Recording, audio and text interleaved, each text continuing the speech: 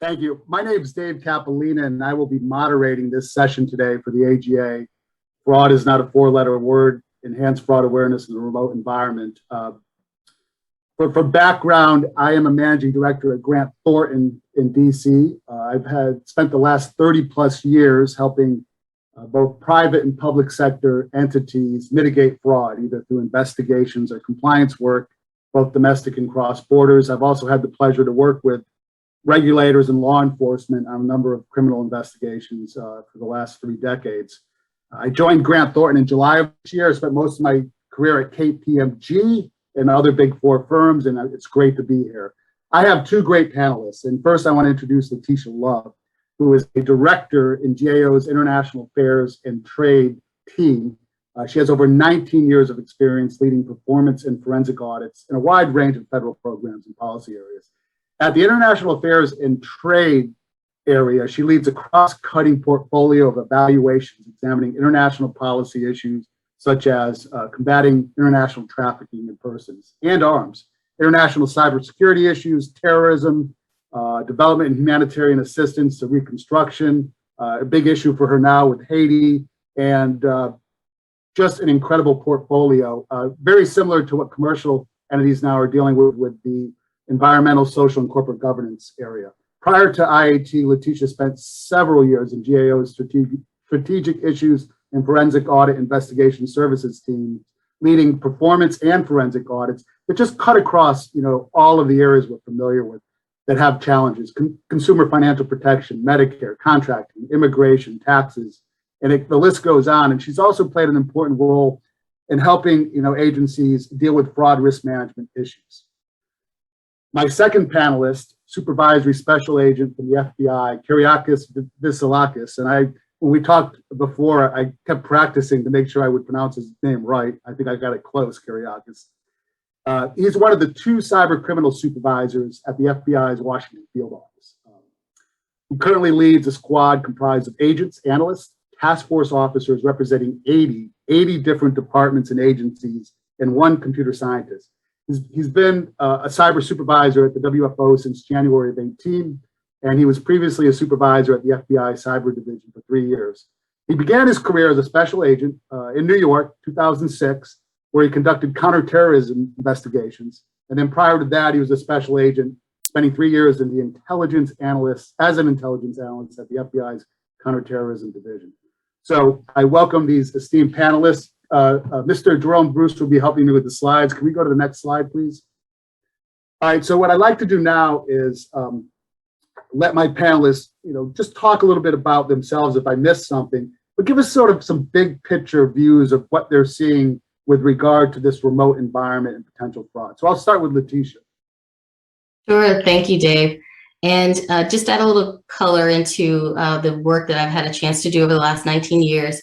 Over the last decade, a lot of my work in our forensic audit and investigative service team was really looking at fraud risk management and helping agencies think about how to assess their fraud risks, how to develop internal controls that would address those risks, how to detect those risks using data analytics, including an assessment of over 72 federal agencies' implementation of what was then the Fraud Reduction and Data Analytics Act, which has now been replaced by the Improper Payment Integrity Act. But that work was really helping us to have some insight into the maturity level of agencies and assessing what their fraud risks were and what kinds of controls they needed to address them, and whether they were doing the kinds of things that we outlined in a fraud risk framework that we developed in 2015 to help agencies really work through the different steps that they need to take to manage their risks. And also just being involved in some efforts that we had underway, developing an ontology of the various fraud schemes that affect different federal programs based on the characteristics of those programs, and developing tools that would help those agencies be able to assess those same risks for themselves based on what type of work they do, what their clients look like, how they sort of have the financial transactions that they engage in. And so really, this topic of telework has more recently come up as an area that sort of cuts across whether some of these other areas of fraud risk are changed or different based on working in a remote environment. And I think one of the reasons I'm on this panel today is because I had an opportunity to work with my own agency and thinking about how telework and working remotely, we call it telework in my agency, is affecting our organization and what fraud risks it presents, and how we might manage those risks in this environment and how it varies.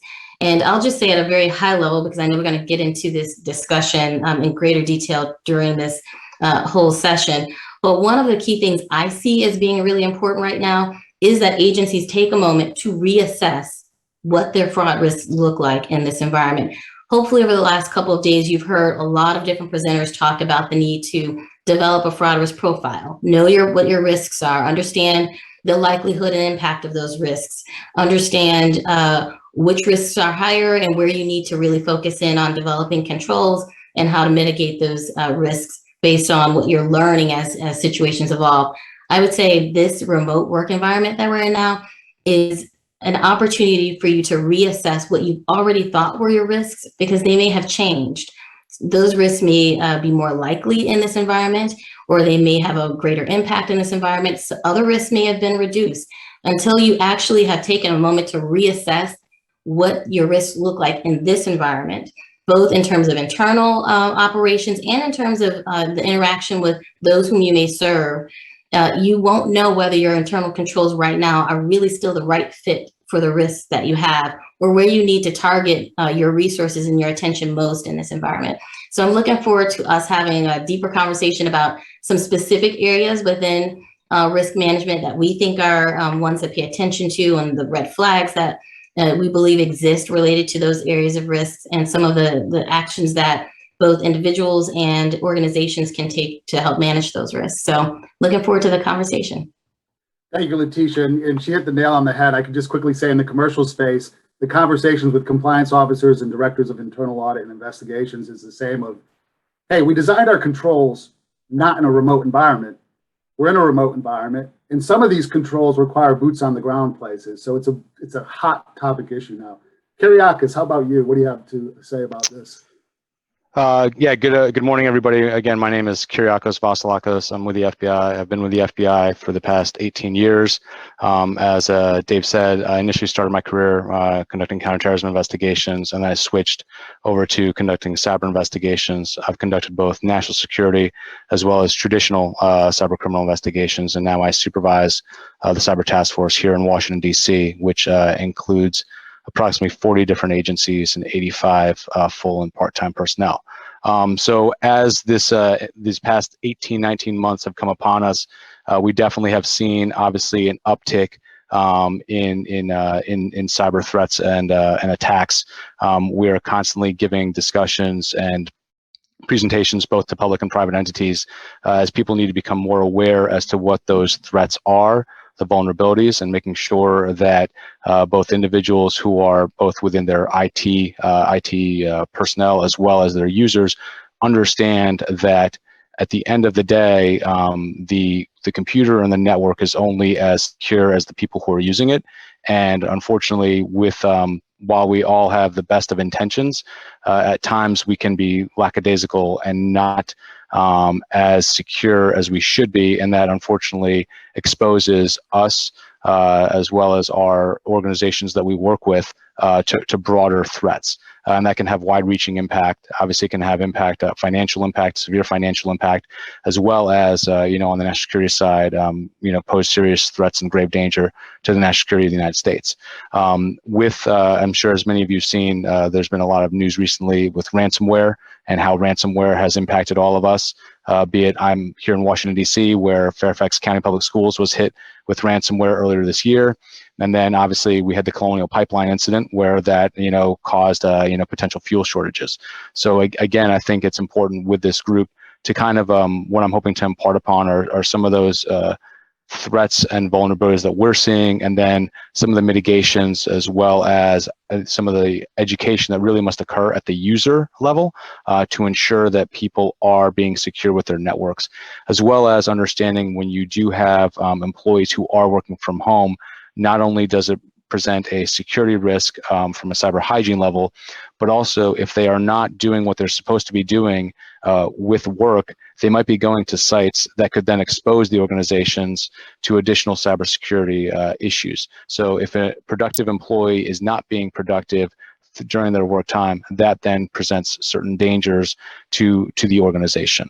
So I'm really looking forward to this discussion today, and I'm looking forward to hearing a lot from Letitia with her vast expertise, as well as from Dave. And that's great, Kyriakis. And just a side note, Grant Thornton and the Association of Certified Fraud Examiners did a survey in March, April of 2021, talking about fraud concerns during the pandemic and looking forward 12 months. And what do you think the number one concern was amongst the whole group? Cyber. That was it. Top of the list. The bottom of the list was financial reporting issues. So that obviously cyber is an important area. So before we go to the poll question quickly, what we're going to do next is I'm going to ask the question now. This isn't scripted, obviously, but I'm going to ask Kyriakis and Letitia to talk about potential fraud risks and red flags that they see and that exist in this remote environment. We can't boil the ocean. We can only look at certain areas. But we're going to go to the first poll question before I call on Kyriakis to talk a little bit. How many people use both agency and personal devices, computer, phone, to perform work? And please be honest. Sometimes we make mistakes. We might not supposed to be using the personal device, but just please be honest. We're not writing down your names here, so don't worry.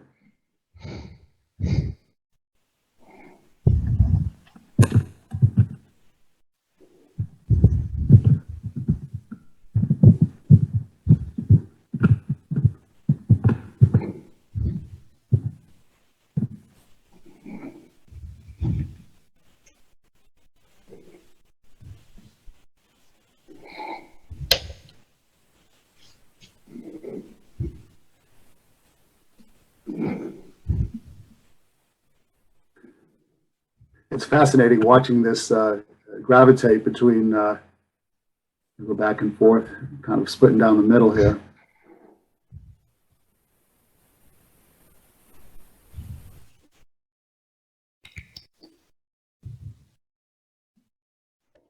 I think we can call it's about close to a 50-50 split. And obviously, there may be situations where you are allowed in certain circumstances to use a personal device, obviously with the appropriate, protections on that. But again, the same risks are there. If you're not supposed to, or if you can, you've got the same risk. So I'd like to turn to, final score, agency 52, both 48. Let's move to the next slide. So Kyriakis, talk to us about some of the things you touched upon earlier about the risks that are out there right now with regard to the remote environment. Yeah, so again, I think that if you're, if people particularly are accessing the network through, let's say, their home computer, and they are also, accessing their personal email, I think there's a lot of concern when it comes to clicking on links. And I think that there needs to be a lot of education to the end user as to when they should click a link, when they should not click a link. For us at the FBI, if we get an email that's from outside of our agency, it will have a little caption that says that this is an external message request. Phishing is what we were seeing a lot of, and that's being used quite a bit to propagate the various ransomware that you are seeing throughout the media. Obviously, you have some sophisticated cyber attacks that are occurring, such as, if you all recall, SolarWinds that occurred through an update. That being said, I would encourage you when you are talking to, you're doing an audit of cybersecurity and cyber hygiene, they should be continuing to patch every day, patch twice on Tuesday, patch twice on Monday, patch. That was a unique, sophisticated attack. But I think one of the main things that we are seeing in this remote environment, particularly as we are discussing today via Zoom, are those requests to participate in a Zoom call, in a Teams call, and whether that message comes to someone's personal email that they are using either a government laptop to access or through home network. That's tunneling in through the government agency VPN. That could pose certain risks, and so it's important, I think, to constantly have training where you're testing, if you will, the workforce as to what could possibly be occurring. I can tell you, yesterday, the FBI sent out a test email that was regarding a potential voicemail. It said to me that I had a voicemail.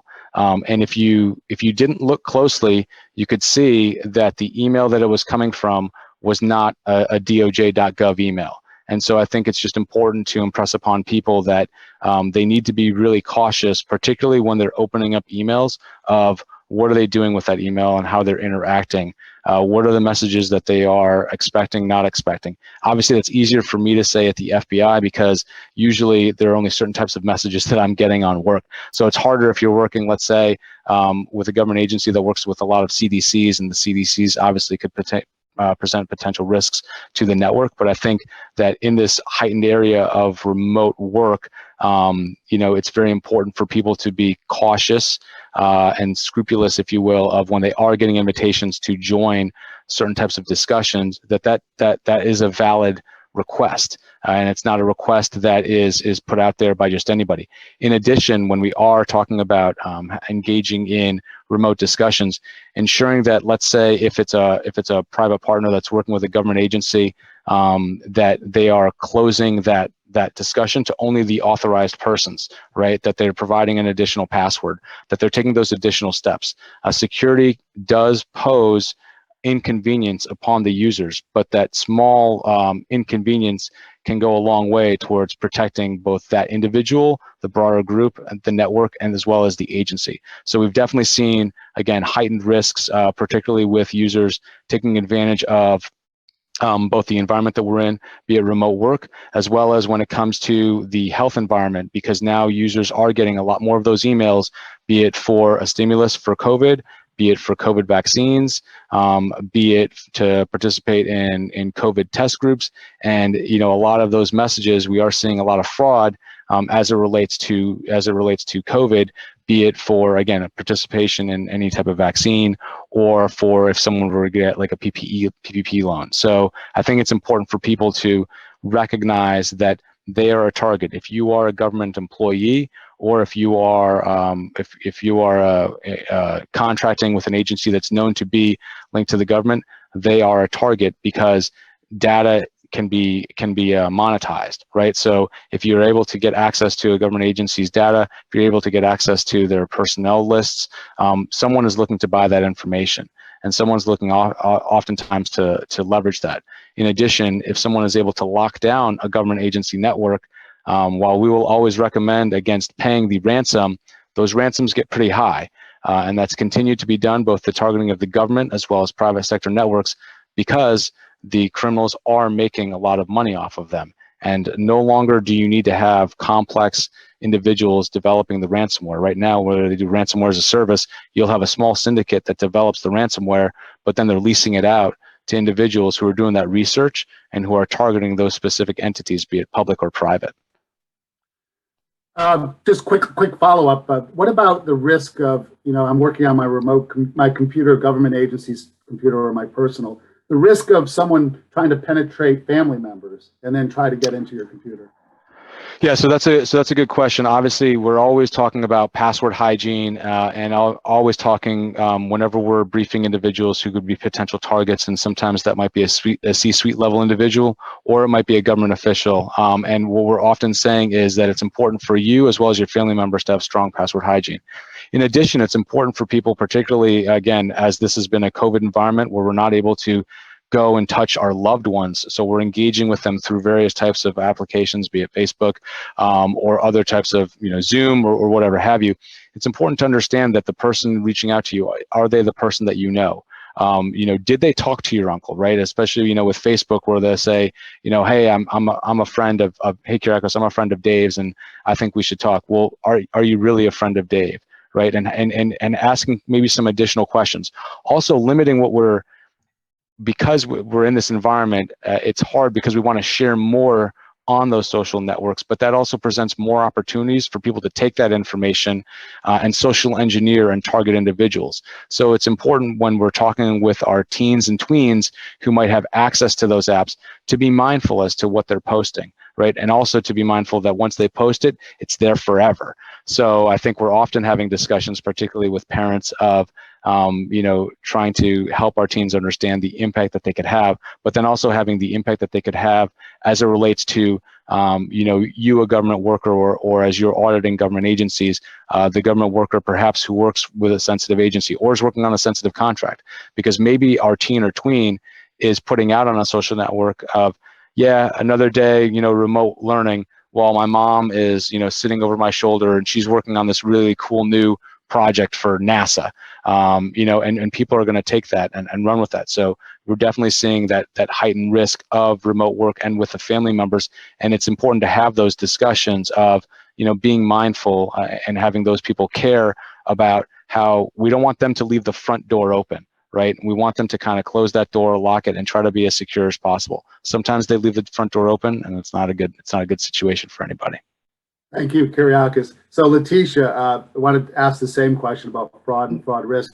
And there's actually a question, Jerome, go to the next slide, that goes to what you're going to talk about. The question is, one area of fraud is time and attendance fraud, which everyone knows has gone up significantly versus the last several years. It's always been an issue for the government. And the question is, are there any mitigation tools available to monitor this? But I want to let you take this because this was the area that you wanted to talk about. Yeah, I do want to talk about that. And just before I do, that was great information from Kyriakos. I just want to add two other thoughts to this for folks who may be both at home and then those who are auditing agencies who, they need to examine this area of risk. First is just to piggyback off of what was said, another area of vulnerability are the number of devices that are connected to your home network and the security and the vulnerability that can be introduced by those smart devices that are on your network where someone else can tap into one of those devices and get access to your network that way. So you do want to really think about what you have connected to the network that you're using to connect to your job. And before this session, Kyriakos had a great suggestion on, maybe splitting your network, having one network where you're doing your sort of financial transactions in your work, and another where you may be doing things that are including your guests, those who come to your house and get your Wi-Fi password, and where your kids are on the social network or whatever it is that might introduce more risk. So that's one thing I wanted to note. And then for those who are auditors in this community, the only other thing about cybersecurity I wanted to note is that, of course, as Kyriakos mentioned, telework and remote access technologies often need additional protection because they're at higher risk of exposure to external threats than compared to technologies that are only accessed inside the agency. Well, NIST and CISA, the Cybersecurity and Infrastructure Security Agency, published additional guidance to support cybersecurity for federal agency telework solutions. And if you're auditing an agency and you're looking at cybersecurity issues, you should definitely examine whether they are following that guidance and whether they are taking the actions that are recommended in that guidance. And I know GAO, not myself, one of my colleagues is actually doing some work that will be issued next week that looked at selected agencies' implementation of these telework solutions or these IT solutions in the telework environment and really assessed how well they're being implemented. But I just wanted to throw that out there for the auditors in the room. But on to that other question. So thinking about all the risks, we just talked about cybersecurity. That's the huge, that's a big one that's in the room. But there are other really important risks in this remote environment that relate to personnel. You've got insider threat risks, you've got time and attendance fraud, and telework abuse, which is different. I'll explain the difference between the two. And there's many others, but just in those three buckets, I want to highlight a few that you really should catch your attention or have you pay heightened attention to these areas. And when you think about insider threat, it's harder and more complicated to detect in this environment. For example, if your agency is experiencing, like mine does sometimes, system freezes, application malfunctions, and other sort of disruptive actions that can slow down your productivity, you may have staff who are emailing themselves documents outside of the system so that they can get things done. And in the past, if agencies saw certain employees emailing documents, emailing other information outside of their system, it's a red flag that potentially you've got some insider threat activity because, of course, for most agencies, that's not allowed. You're not allowed to email official documents to your personal email address. Well, in this environment where you have more people who may be doing it for reasons that are not nefarious, it's harder to pick out, where the difference between someone who's actually emailing documents because they're planning to use it, to leak it, to share it, versus those who are doing so because they're trying to work around a system that they feel like is working too slow and things of that nature. So you really do need to pay attention to the risk factor here and reassess this risk of insider threat in this remote environment, including, going over the rules related to that kind of behavior in this remote environment. Understanding that there are challenges sometimes working in our systems, reiterating to staff that it is not appropriate to email certain official documents outside of the secure system that you're working in and to personal email addresses and others. And they may not be doing anything wrong with that information, but the transfer of that information from inside of that secure network over your public, Gmail account presents a risk to the organization. Someone else could gain access to that. It could be you can be an insider threat without trying to be an insider threat. And so I just want to flag that as an area. And then also there's, of course, the time and attendance fraud or telework abuse. And telework is, as we've seen during this pandemic, a really important tool for agencies. Continuity of operations, for their ability to enhance work-life balance, to recruit. So it's an important tool that you want to safeguard. And depending on the nature of someone's work and what they do, you really have to start paying more attention to whether there are indications of telework fraud or abuse, because that puts the program at risk, right? So telework fraud is really, or time and attendance fraud related to telework, is really when you have employees who are charging time, saying that they are working when they're actually not working. And we know, and this day during the pandemic, we've had to be really mindful of the needs of staff. Flexibilities have been granted so that staff can really take care of some of the needs that they have to take care for loved ones. And when they're, for example, they're facing sickness or illness themselves, but there are provisions and policies governing that type of leave. For example, many agencies still have administrative leave, or they have sick leave, or they have annual leave that you can use. And we should be making sure that staff are using and charging the right types of leave when they need to take time off, which is appropriate, but it is not appropriate to charge time to the agency, especially significant amounts of time when you're not working as if you were. That is actually telework fraud.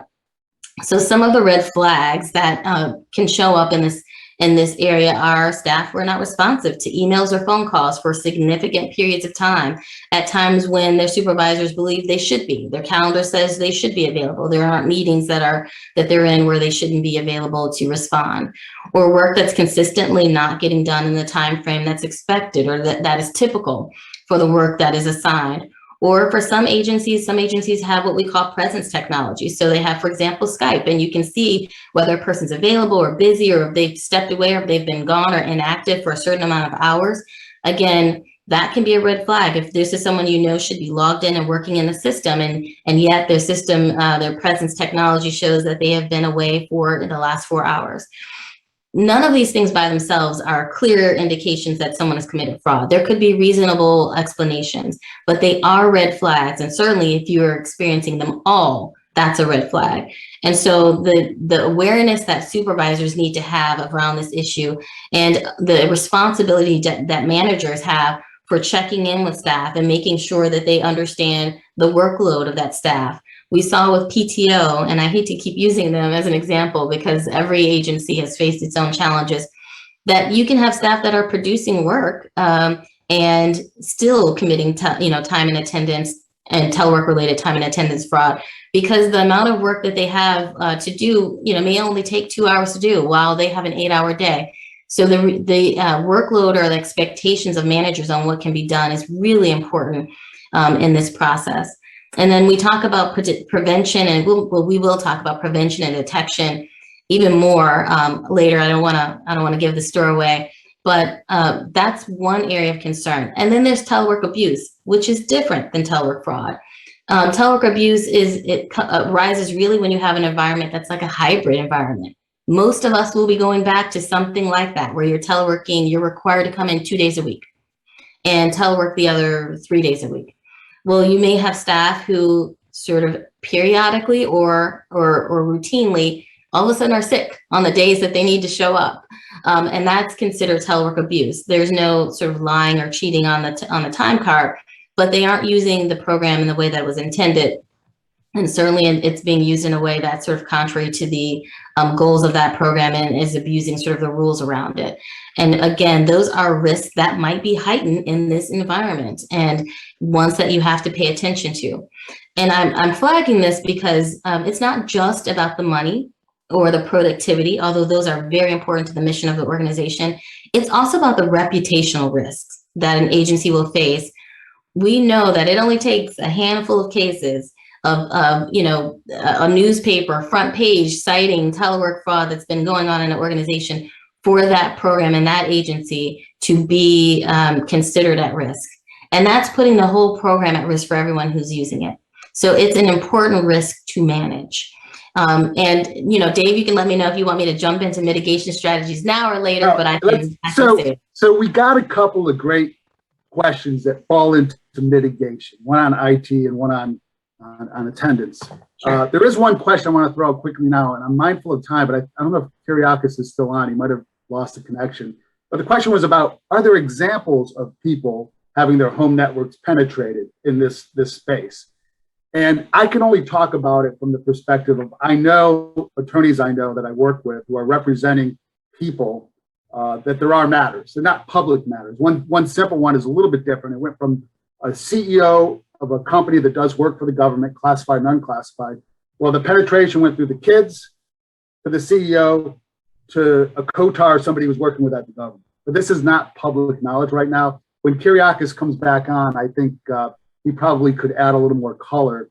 But you're going to see over the next 6 to 12 months things popping up. Again, I always say the biggest risk, obviously, right now, I think, is cyber in terms of the workforce.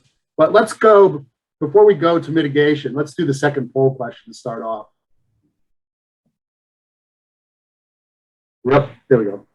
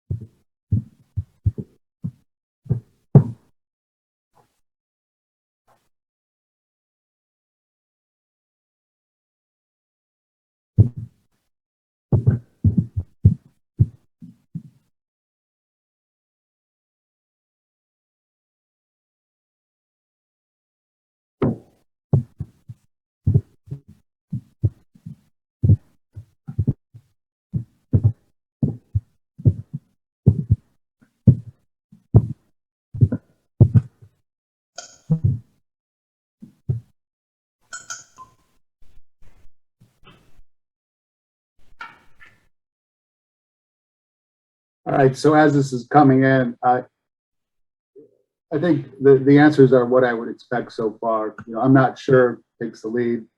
No, about 30%. Yes, 30%. The survey I mentioned before with Grant Thornton and with the ACFE, we had sort of a lot of people saying, we're going to do it. So that was a big thing. Yeah, it's on the plate. We're going to do it. All right, so let's go back to the slide, Jerome, and we're going to talk about mitigating risk. And one of the questions with regard to remote work was, Letitia, are there tools out there that we can use to kind of flag and, you know, data analytic tools, those sort of things? And I kind of smile because it all comes down to, you and I have talked about before, if you don't have good systems and you're not collecting the right data, tool's not really going to help you. But let me get your input here. Yeah, absolutely. So I'll talk about the data. I'll also, after I talk about the data, I'll circle back around and talk about the first line supervisor as the first line of defense. But speaking of tools and data, from an institution or an organizational standpoint, yes, there are tools, there are data that can be used. You, as an organization, you may want to look more broadly at whether you're seeing the kinds of inconsistencies that would lead you to believe that you may have some challenges with, you know, telework fraud or telework abuse. For example, you might want to take the data that you have for WebTA data, or what we call time and attendance data, and compare that to the login data for your employees.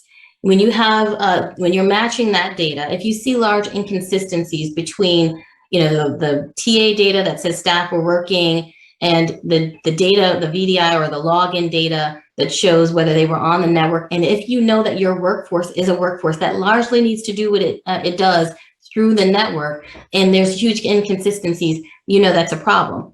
Or even if you don't see huge inconsistencies, but you see a change in that gap or in the inconsistencies over time. So more and more, you're seeing larger gaps between and larger inconsistencies between your time and attendance data and your login data. Those are red flags. Those are indicators that you may have some time and attendance issues going on there. And if so, then it's time to sort of reassess that risk and to start to take some of the actions that are going to help address that. Those are prevention actions where you start to retrain people, you start to talk about the rules, what's acceptable, what's not acceptable at an organizational level, and then you start to use your managers to ensure that they are paying attention and they are communicating tone at the top about these issues, tone in the middle about these issues.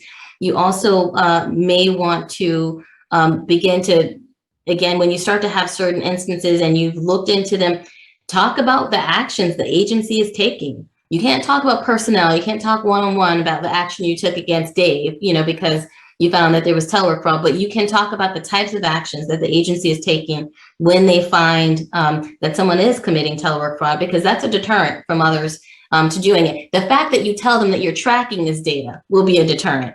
When people know you're paying attention, oh, when I log in, they're going to know whether I've logged in and worked, you know, not necessarily all day, because there's times where you may need to step away that are legitimate, but am I working a reasonable amount of hours in comparison to what I'm claiming on my TA?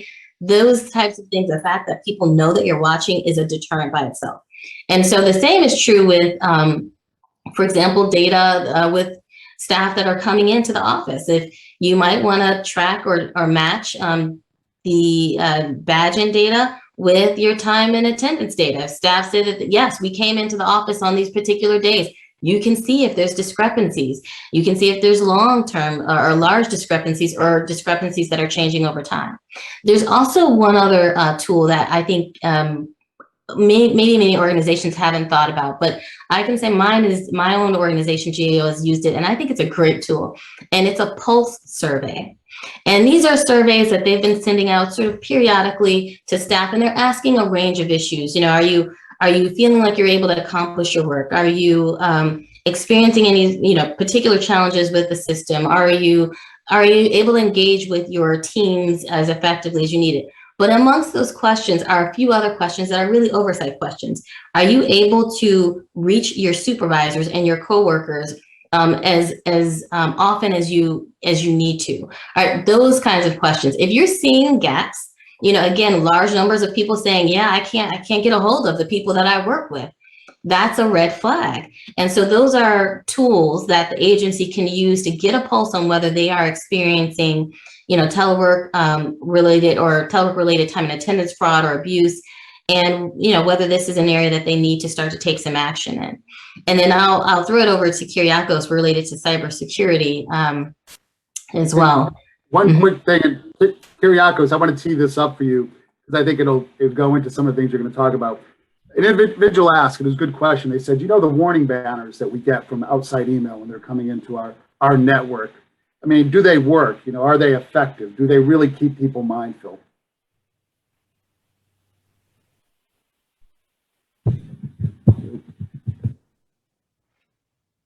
Ask your volume. Oh, can you hear me now? Gotcha now. Sorry about that. So I think we see that they do work when we do talk to both our public and private partners, because people are juggling a lot these days, right? They're juggling telework, they're juggling family, juggling COVID. And so oftentimes when people get up early in the morning, many of us will go to our phones, see what our schedule is. And I think for us in particular, ours will be bolded that it's external. And so I think that quick look of external gives that person a quick reminder to maybe check to see and to scrutinize that message. We're also hearing that when we are doing tabletop exercises, which I would highly recommend, again, when we're talking particularly as the threats with the remote telework environment, is to tabletop exercise, potential ransomware or other scenarios, so people know kind of what the roles are, but we can get into that later. But it's important when we are doing that the people are saying that they're hearing from the users that those external, the external message helps them kind of take a moment to look at that message. The banners, I think, are very helpful. Also, going back to what Letitia said, with tone at the top, I know as a supervisor, I'm always asking my people kind of what's going on, what do they plan that week, and that way I also can assess as to what should be the time for what they're going to do. We also have a case management system that they know, going back to the auditing, they know is being audited. I can go in there, or I can request to go in there and say, okay, I need you to pull Kyriakos's case access. I'd like to know what he was doing. Right now, that will help me then understand, okay, what work are they doing?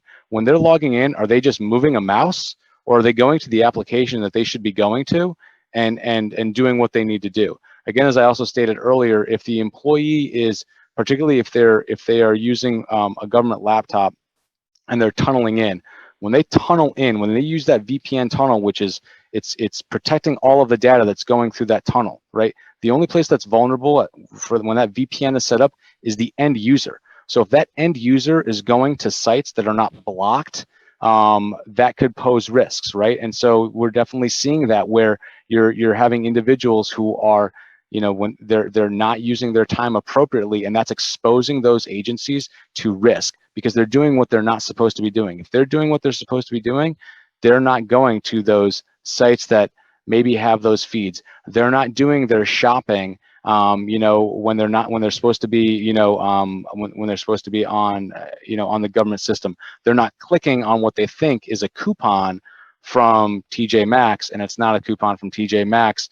It's, giving access, to the network. So I think that's something, that's very important to keep in mind of again, understanding both the tone, using the combination of both the messaging from the supervisors, as well as then falling back onto what are those technical tools you can use, be it by blocking certain sites, be it by looking at the logs. Looking at the logs of, particularly right now, let's say an employee is saying, well, hey, I'm going to work a 6 to 2, or you know what, I really need to work a 2 to 10. Well, okay, is the supervisor, if the supervisor is suspicious that they are not engaged or they're not working, they can go back and they can pull those logs. They can also see, depending on what amount of logging that the agencies are working with, they'll know what type of data is traversing, right?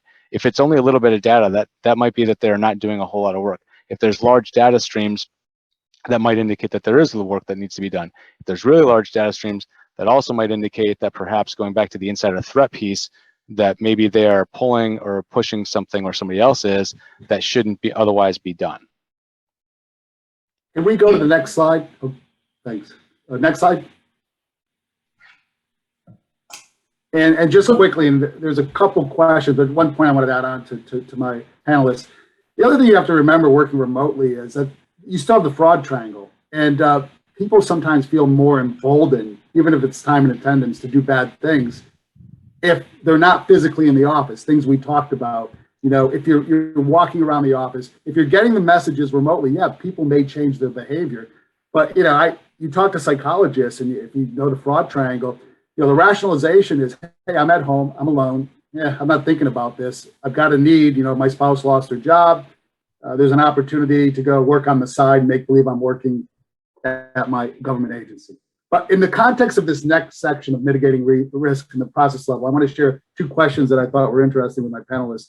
One is with regard to time and attendance. And the question is, how can you compare TNA data to login data if there is a maxi flex schedule? For example, online 4 hours, offline 3 hours, and back online remaining 4 hours. So I'll start with that one and then pull into the other question. Yeah, that's a great question. So when I was referring to matching data, I'm actually in that instance that I was referring to, I'm talking about aggregate data. As an institution, there are going to be IG audits, for example, of individuals, or there might be times where HCL is looking at an individual, and your maxi flex schedule should be on record. They should be able to tell when it is that you're supposed to be working and when you're not. Your supervisor should know, but also that should be something that's on record. So if we're looking at an individual, that's the kind of information, the kind of context that you need to have when you're matching those data records. But I'm actually referring to at an institution level, the MaxiFlex schedules aren't going to matter. We're talking about consistency at a higher level than that. Are we seeing large scale differences? And that's the kind of inconsistency that lets you know that I have again, not to pick on them, a PTO like problem that I need to address as an organization. There's not just one or two folks that are doing this. There's a trend, and we have to get in front of it to manage that risk as an agency. But on an individual level, a manager can work with HCO, an IG person, they all, when I say IG, your inspector general, if they're called in, for example, you get a whistleblower complaint to them and they're looking into someone, they absolutely should have access to your MaxiFlex schedule as a part of the data gathering that they would need to investigate that particular activity. And they wouldn't, I would say that this isn't something you're going to look at, once or twice. You're looking for patterns of behavior. Is this something that they're seeing as a pattern of behavior? That is what's going to sort of get you into trouble. Can I say one last thing on this? I'm sorry, go ahead, Dave. Oh, no, go ahead. Sorry. I was just going to say, I didn't mention this earlier, but when I talked about managers being the first line of defense, there's two things I want to say about this. There's a balancing act, right? You do not want to micromanage your staff in a way that they feel like they are not trusted and they cannot move forward on getting things done, because that has the opposite effect of, producing a productive work environment for staff. And we don't want to do that. We don't want to have staff feel less engaged. So there's a balancing act between the flexibility that you need to give staff to get their work done and your oversight. So a couple of the things that managers can do: build in time for check-ins. There's an understanding that there's going to be check-ins, set clear expectations regarding what work is expected to be accomplished and when. Clarify expectations for forwarding calls, using cameras, updating your Outlook calendars to enhance collaboration, and paying attention, of course, to the time and attendance records to see, does this make sense with what I know has been going on with this employee when I sign off on their time card? So those are things that first line managers can do. And if they do them in a way that's really collaborative, it won't seem like they're micromanaging staff, and they won't, in fact, be getting in the way of those staff being productive and doing what they need to do. Great. There are two quick questions on the tech side. One is, we got about a minute, but do your best, Kyriakis. What's the risk if an employee still uses their government computer but doesn't go through the VPN? That's the first question. The second one is, we have Skype, but we can't use it to monitor, our supervisors can't monitor employees with it. I think the first one, if you can get that'd be a good one. Yeah, so I mean, like for FBI, you are not able to access into our system without, if you're using the government computer, it automatically is going to connect you to our VPN.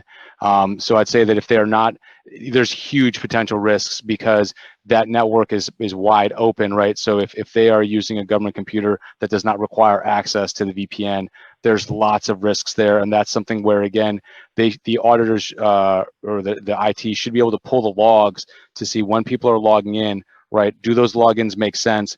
Going back to Letitia's piece about the aggregate, right? Again, if you have a workforce that's large, that's doing a lot of remote telework, they should be able to also look at to see, okay, do the logins make sense, and when the MaxiFlex is occurring? And again, what are those anomalies? We're always looking for anomalies on the networks, because we might get that alert that something is suspicious, but then we want to go back, we want to drill in to see what are the anomalies, and that'll help us understand if there is someone who then has access to the network. So if you are VPN all the time to the best of your abilities. I mean, personally, we have a VPN on our phones, and it automatically, for my wife, if she is in a public Wi-Fi area, it automatically will go to the VPN. And I think that if you are auditing a government agency or auditing a government agency that's working with the CDC, VPN has to be used whenever you are whenever you're tunneling back to that network, because you're just creating so much risks. And I think on the Skype question is, there's going to be certain rules around the agencies that relate to, obviously, various, labor and other regulations that you're just going to have to work through. I would think, Letitia and Kyriakis. What was the Skype question? I didn't see that one. Yeah, an agency uses it, but the supervisors aren't allowed to use it to, see whether or not, there was proper attendance. With Skype, they're not able to? I'm sorry. Yeah, that was what the question was. They can't use the Skype. Even though they have the information, whether the person's online or not, the supervisor can't utilize that information to say, hey, you're not putting in your 8-hour day. Oh, really? Okay. Yeah. I mean, I think that you use the aggregate to then go down to the individual, right? I mean, I think that all supervisors know kind of, if any good supervisor has kind of a good pulse as to what their people are doing, and you might know that those people, like Letitia said, you don't want to micromanage, but I think you also, particularly in the remote work environment, need to be tailored in your management of folks. I understand that some people I need to get in touch with more often than other people, because I also want to ensure the productivity and that they're doing what they're supposed to be doing. So I think it's important to, again, as a manager, I know that I've had a lot more check-ins, right? Especially in the beginning of COVID, I was calling my entire team every day, one, to check in on health, but then two, just to check in on what they were going to be working on, which then pulled back, and now we're back to our weekly meetings. But again, there are some people who I am calling in, checking in every day, because again, other people are having other health issues. So I think that it's just important to stay engaged, and at the same time understand what technical tools your organization has to check the logs. And it also does go back to logging. I know you might run out of time, but just going back to ransomware real quick and cyber hygiene, one of the best things for ransomware, to combat ransomware, is ensuring that the government agency has backups, and that those backups are at a remote location from where the network is. The other thing is to making sure that the organization, be it a private CDC or a government agency, has their enterprise cybersecurity incident response plan, and they're practicing it. That goes back to tabletop exercising. Does the network owner, are they going to be able to provide a good understanding to the head of the agency if they need to take a network offline? Making sure people understand that if a network is compromised, you should not then be communicating about that compromise via email, because odds are the actor knows that you're communicating via email. So you should be making sure that you have out-of-band, communication. Payroll. We ran a tabletop exercise. What would we do if the Bureau's payroll was compromised? And so then our payroll people had to understand of what are those other processes that they need to have in place, redundant processes to have in place, because God forbid a government employee does not get their paycheck. So I'm sorry I kind of went off topic. I just wanted to make sure I got those in before the end of the call. Thank you. I think we're kind of have to wrap up here. Simply, we went over by 3 minutes, but I think what this does show is, A, great panelists here. B, this is a subject I would encourage AGA to continue to talk about, because remember, there was a question earlier about, are there matters going on looking at penetrations of home networks or things with government employees? Yeah, there are matters going on. You don't know about them yet. And there's going to be a lag time here. So I think we're going to start to see some better data coming into the early next year with regard to the pandemic and the frauds. That's when they're going to start to come out, and you're going to start to see more that's going to be important, because hybrid isn't going away. So we're going to have to prepare for that. Thank you, Letitia. Thank you, Kyriakis. Thank you, folks, for joining us today. Thank you. Thank you.